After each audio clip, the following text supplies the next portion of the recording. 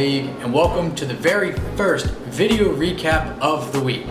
It is my honor to be doing this as the first time in the prestigious history of our league. It was an interesting week in fantasy football and football itself. A couple of blowouts, a couple of close games, and one of the more interesting trades that our league has seen. Probably more interesting than when Kevin traded David Johnson to Sam for a used ball bag and a warm beer. We'll just have to wait and see how that trade shakes out as the season goes along. For now, it's enough foreplay. Let's go ahead and get to the main show. We're going to start off with our first blowout of the week. Arby's, we have the meat, 112.1 to Watson by Johnson, 70.1. Cam, you got to enjoy your Monday night knowing that Bell, Mayfield, and Njoku couldn't score anything and you'd still walk away with the victory. Your top performer was the revitalized, re-energized, and quite frankly, unstoppable Dalvin Cook. Dude is a cheat code. Dude is averaging 25.8 points a game with no signs of slowing down. You had a good double point performances from all your players with the exception of your defense and Njoku, who was a late stretch to be honest. Your name is fitting because of the top three running backs you have. Cam, you have the meat. Mikey, just blah, blah, blah, blah, blah, blah. Your team sucked. Just to put it gently, your team was awful. Johnson missing some time during the game with a wrist injury was scary to see. Ingram, in what was supposed to be a run-heavy offense, conceded to the newly evolved gunslinger Lamar Jackson. Jackson also posting a goose egg, all attributed to your demise this week. With only 2 players in double digits and your high score only at 12.9, you were doomed. With Hill injured, you holding on to the holding out Gordon, I'm not sure what the future has in store for you. But on to the next wax on, wax off, waxing of the week. Ice AB, 102.7 to the Mixon administration, 79. If I had told you at this point in the season, Jordan would be 2-0, we all would have no way, couldn't believe it. But the kid has showed us that he's no Lou Bagel one-hit wonder. He's the real deal. With Prescott again playing exceptionally well, getting you 27.7 points. Jerry, pay the man. Derrick Henry showing that he can do what he can do when he's healthy and not fumbling. Oh yeah, not to mention you got Antonio Brown now receiving passes from the GOAT. That's gonna help you in the long run. Even with the pedestrian performances from Kamara, you still posted a respectable 102.7 to secure your victory this week. Now, on to the reigning, the defending, the 0-2 champion of the league. Another bad week for your team, Paul. Connor barely getting anything of note with only 12 points and injuring himself makes it scary. Lindsey coming back down to earth after the raging performances he had last year before he broke his wrist. And Watkins feeling the pressure of being the new number 1 without Hill helping him out, helping to take receivers off, taking defenders off him. Your team struggled. Oh yeah, Howard being on the field for 60 snaps and getting 0 targets, that does not bode well for his performance going forward. Your bench had nothing to do with your loss at all. It wouldn't have helped you anyways. Maybe it's a Super Bowl hangover. Maybe it's not your year. Now, on to the closest game of the week. 2 Coopers, 1 Cup, 137.3 versus the Devlin Wears Prada, 136 points. Kevin, my dude, looking strong in the league so far. You got the unstoppable Patrick Mahomes who can sling the football for 50 yards from anywhere on the field. Not to mention, his shortest touchdown last week was 27 yards. The dude is frankly unstoppable. You also have Saquon Barkley, just doing what Saquon Barkley does, running for an absurd amount of yards. And it's scary to think, he hasn't even had 20 carries in a game yet. Imagine what he can do when the Giants actually know how to use their players. The rest of your team performed respectfully, except for Andrews, who had a breakout out of nowhere of 21.2 points. With another strong performance out of your team, you showed the league that you are here to stay. But to be honest, I do miss the name Total Chaos. You had it since the beginning of the league and it's gone, and I'm just never the same. But anyways, no. Now, for the New England... just saw a bunch of Patriot players in Devlin and figured who would draft him, but no, sorry. Of course, it's onto Jake's team. Sorry. Jake the Snake Brooks. You just had an unfortunate draw this week.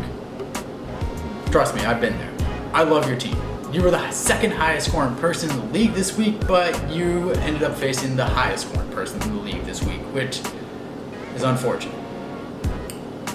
You had the Patriots defense that showed that they're for real by locking up 37 points against the pathetic Dolphins.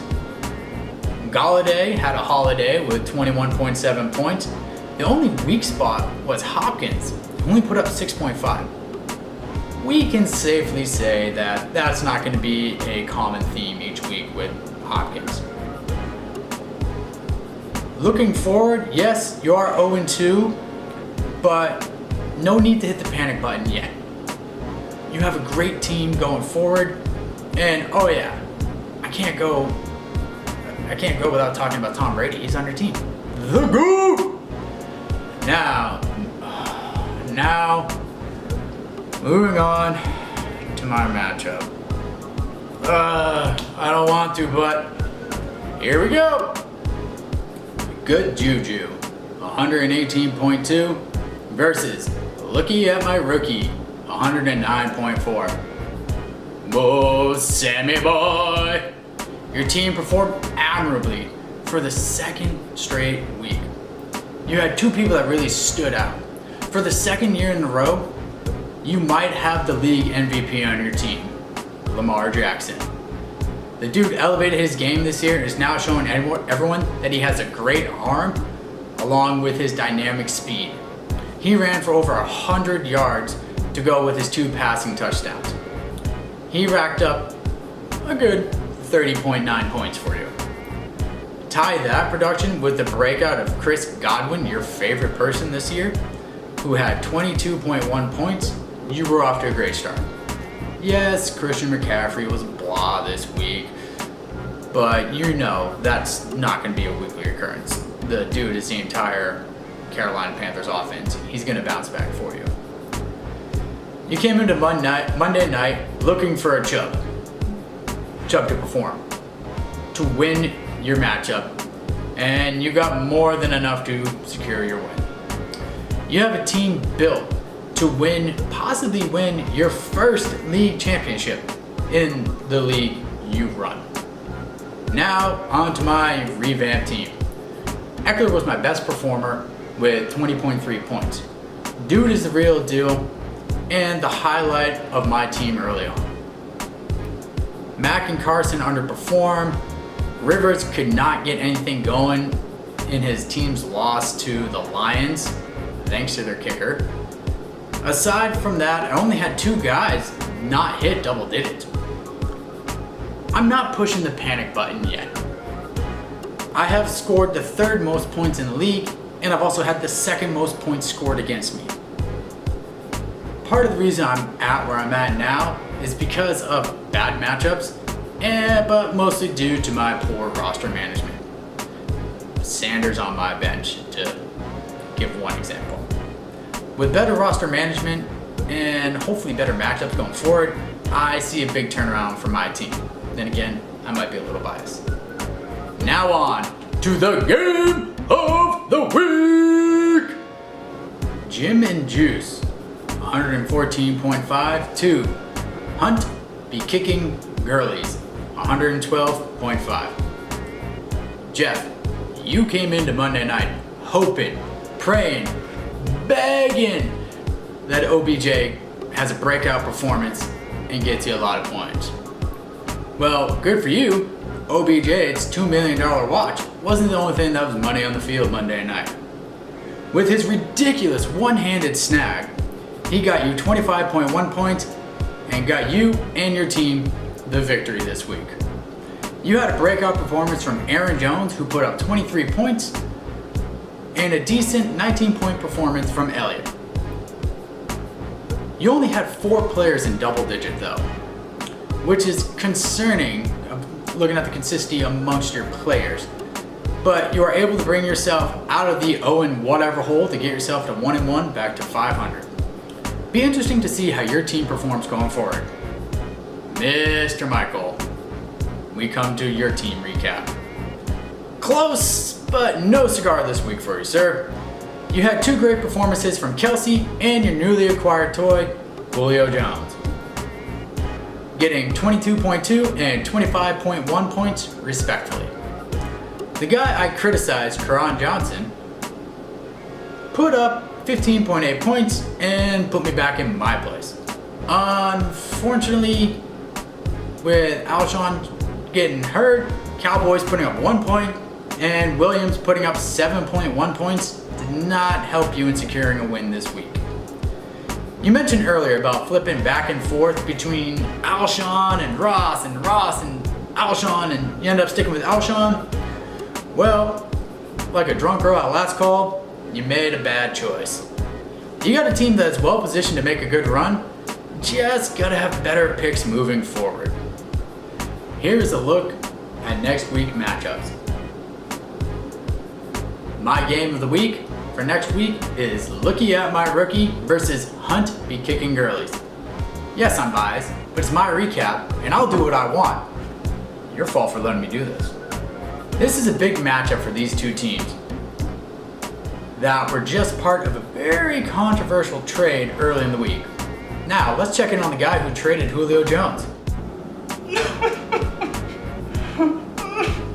Julio!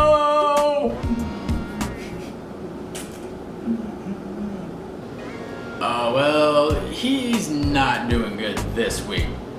Anyways, this matchup is a great opportunity for both teams. Mike, an opportunity to jump up to 2-1, up into the top 3 teams of the league, or for the loss, dropping to 1-2, dropping him way down in the standings. For me, dropping to 0-3 is almost a death sentence on the season, so losing is not an option. It would bear me into a hole that'd be really hard to climb out of. We will see if this trade pays off and helps each team to a successful season and a successful week next week, except for Jones. Hopes he busts his toe or something and Carson has a game, but again, being biased. Well, gentlemen, that concludes the Week 2 recap. Thank you for letting me do this. Thank you for tuning in. And remember, pick 'em right, keep your sleepers tight, and have a good night. Cheers, gentlemen. Good luck in Week 3.